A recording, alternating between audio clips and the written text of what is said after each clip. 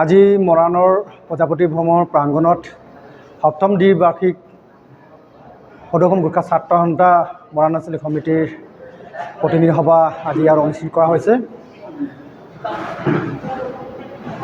সদৌ অসম গোৰ্খা ছাত্ৰ সন্থাৰ মৰাণ আঞ্চলিক পুৰণা কমিটি ভংগ কৰি আজি নতুন সমিতি গঠন কৰিছে। যিহেতু আজি এই নতুন সমিতিত সভাপতি হিচাপে বিশাল লামাক আমি নিয়োগ কৰিছোঁ, লগতে সাধাৰণ সম্পাদক হিচাপে সুৰজ ফুলমি আমি নমনিৰ্ধাৰিত কৰিলোঁ। গতিকে মৰাণৰ বিভিন্ন সমস্যা, মৰাণৰ বিভিন্ন বসবাস কৰা আমি গোৰ্খা সমাজৰ হক আৰু অধিকাৰৰ কাৰণে আমাৰ এই গোৰ্খা ছাত্ৰ সন্থা মৰাণ আঞ্চলিক গঠন কৰা হৈছে।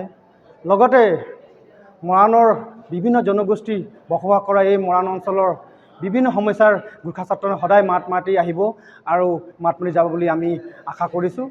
গতিকে আজি এই সপ্তম দ্বিবাৰ্ষিক অধিৱেশনত 55জনীয়া আমাৰ মৰাণ আঞ্চলিক সমিতি গঠন কৰা হৈছে। গতিকে আগন্তুক দিনত আমাৰ মৰাণৰ বিভিন্ন সমস্যা হৈ মাত মাতি যাব বুলি আমি আশা প্ৰকাশ কৰিছোঁ। লগতে আমাৰ টিংখাং সমষ্টি আৰু মৰাণ সমষ্টিত বসবাস কৰা আমাৰ গোৰ্খাসকলৰ এই মৰাণ অঞ্চলতে আমি বসবাস কৰিছে। গতিকে সকলোৱে সমিল মিলেৰে সকলো জাতি জনগোষ্ঠীক লগত লৈ মৰাণ আঞ্চলিক গোৰ্খা ছাত্ৰ সন্থা কাম কৰি যাব বুলি মই আশা কৰিছোঁ। ধন্যবাদ। আজি সদৌ অসম গোৰ্খা ছাত্ৰ সন্থা মৰাণ আঞ্চলিক সমিতিৰ সপ্তম দ্বিবাৰ্ষিক অধিৱেশন মৰাণ প্ৰজাপতি বিবাহ ভৱনত অনুষ্ঠিত হৈ গৈছে। আজিৰ এই সভাত আগন্তুক 3 বছৰ কাৰ্যকালৰ কাৰণে বিশাল লামাক সভাপতি, সুৰজ ফুলামীক সাধাৰণ সম্পাদক হিচাপে লৈ মুঠ 45জনীয়া এটা শক্তিশালী সমিতি গঠন কৰি দিয়া হৈছে। আৰু এই সমিতিখনেই মৰাণ অঞ্চলৰ বিভিন্ন চুকে কোণে বসবাস কৰি থকা গোৰ্খা জনগোষ্ঠীক নিজৰ শৈক্ষিক, সাংস্কৃতিক আৰু সকলো দিশত আগবঢ়াই লৈ যাব। লগতে আমি সকলোকে সহায় সহযোগিতা কামনা কৰিছোঁ। ধন্যবাদ। হয়, আজি সদৌ অসম গোৰ্খা ছাত্ৰ সন্থা মৰাণ আঞ্চলিক সমিতিৰ সপ্তম দ্বিবাৰ্ষিক অধিৱেশন আমাৰ এই মৰাণৰ প্ৰজাপতি বিবাহ ভৱনত অনুষ্ঠিত হৈ যায়। এইখন সভাত আমাৰ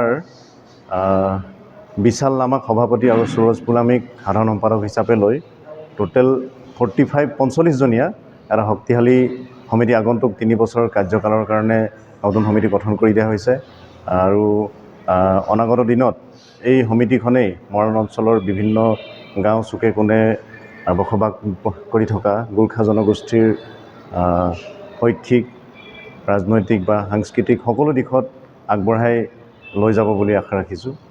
ইয়াকে কৈছোঁ।